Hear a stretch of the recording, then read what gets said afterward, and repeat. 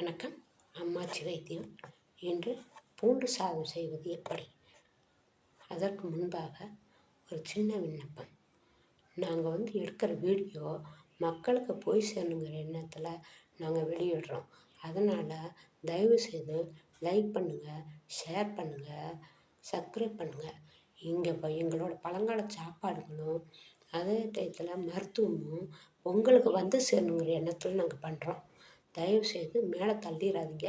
இதை தொடர்ந்து கண்டினியூ பண்ணி பாருங்கள். வீடியோக்குள்ள போகலாம். முதல்ல காப்படி அரிசி எடுத்து, புழுங்கல் அரிசி எடுத்து ஊற வைத்துக் கொள்ளுங்கள். நம்ம சாப்பாடுக்கு ஊற வைக்கிற மாதிரியே 5 நிமிடம். பிறகு பூண்டு ஒரு கைப்பிடி, வெங்காயம் ஒரு கைப்பிடி, தக்காளி 4, நாங்கள் 4 வைப்போம்.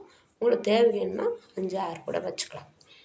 மேற்கொண்டு பச்சை மிளகாய் 4, ஏன்னா காரம் ஜாஸ்தியாக இருக்கிறதுனால பச்சை மிளகாய், ஏன்னா பூண்டுலேயே ஜாஸ்தியாக காரம் இருக்கும், அதனால் 4 வச்சுக்கோங்க. பிறகு கடுகு, உளுந்தம் பருப்பு, கடலைப்பருப்பு, கருவேப்பிலை இதை போட்டு முதலில் வாணலியை வைத்து கொண்டு அடுப்பில் வாணலி வையுங்கள். வைத்து எண்ணெயை ஒரு 50 நல்லெண்ணெய் அளவு ஊற்றுங்க.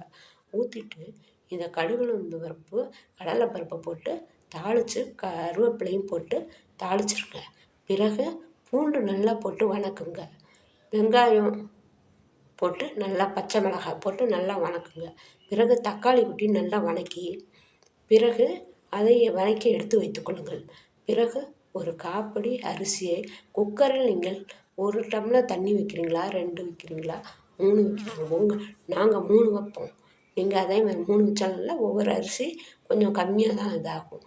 அதனால் உங்களுக்கு தேவைக்கேற்ப விசில் 3 வைத்துக்கொள்ளுங்கள். எங்களுக்கு நாங்கள் 3 வைப்போம். அதே மாதிரி 3 வைத்துக்கொண்டு அடுப்பில் குக்கரில் சாதத்தை களைஞ்சி வச்சுக்கோங்க. பிறகு இந்த தாளித்ததுக்கு அப்படியே எல்லாத்தையும் கொட்டுங்க. எண்ணெயோடவே எண்ணெய் எல்லாமே கொட்டிருங்க. கொட்டி தேவைக்கேற்ப உப்பு போட்டு குக்கரில் மூடி வச்சுருங்க.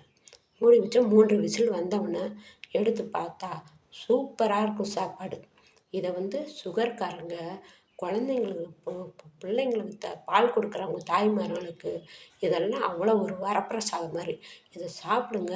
சாப்பிட்டு பலன் பெறுங்கிற எண்ணத்தில் தான் நாங்கள் சொல்கிறோம். தயவுசெய்து புறக்கணிக்காமல் பாருங்கள். நன்றி, வணக்கம்.